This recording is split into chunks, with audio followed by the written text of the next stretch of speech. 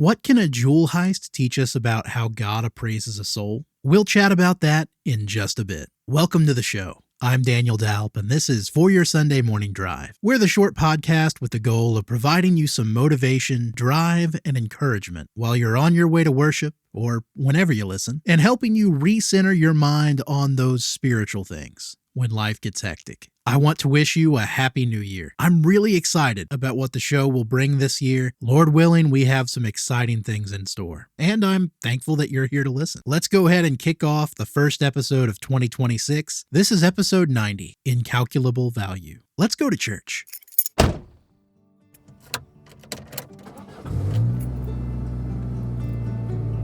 Are we there yet?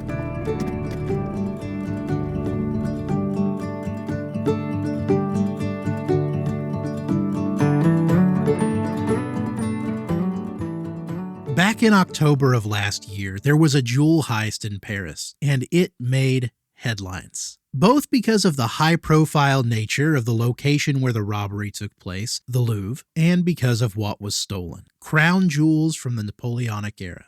Now, I'll not bore you with the names of the jewelry that was taken, and I'll not embarrass myself by trying to pronounce them. But needless to say, they are worth a pretty penny. I've seen varying estimates out there from 80 to upwards of $100 million.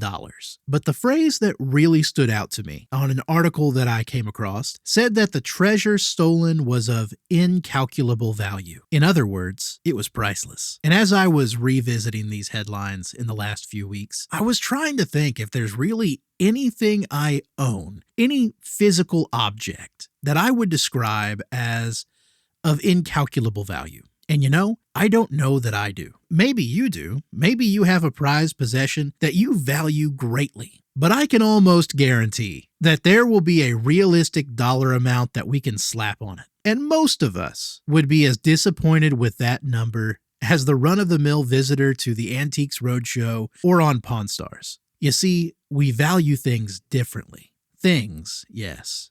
And unfortunately, people. But God doesn't. In fact, He valued people, all people, so highly, considered the world of such incalculable value, that a treasured creation called for a priceless payment. The well-loved John 3:16 and 17 declares, "For God so loved the world that He gave His only begotten Son, that whoever believes in Him should not perish but have everlasting life. For God did not send His Son into the world to condemn the world, but that the world through Him might be saved." A purchase of the imperfect with the perfect, the precious blood of Jesus. 1 Peter 1:18 and 19 says, "Knowing that you were not redeemed with corruptible things, like silver or gold, from the aimless conduct received by tradition from your fathers, but with the precious blood of Christ, as of a lamb without blemish and without spot." Now, this should be an incredibly encouraging truth that God values us so highly. And if you're like me, in some cases,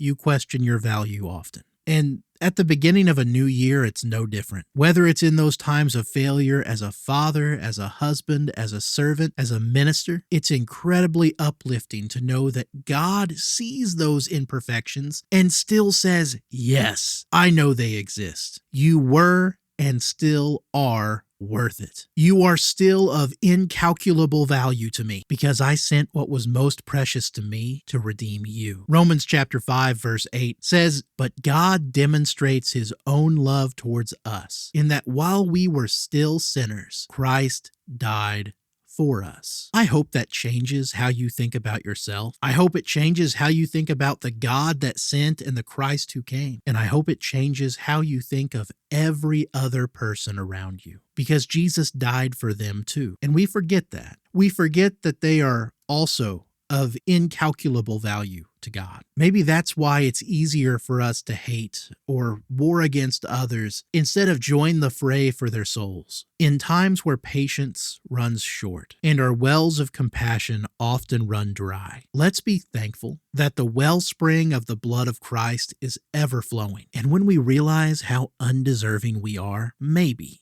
we start to value everything a little differently. Well, those are my thoughts for your Sunday morning drive. Now it's time to hear yours. Our discussion questions this week are? In what ways do we often under-appraise the gift of Jesus that has been given? How can we be better about valuing ourselves and others on God's scale? And what can you do at the start of this new year to show thanks to God and love for others? Hey, thanks for listening. I'm looking forward to the new year. I hope you are as well. If you really want to help out the show, share it with somebody in the new year. I hope they enjoy it.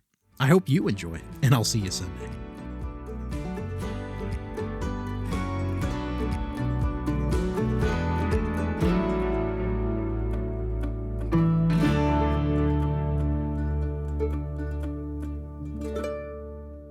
We're here.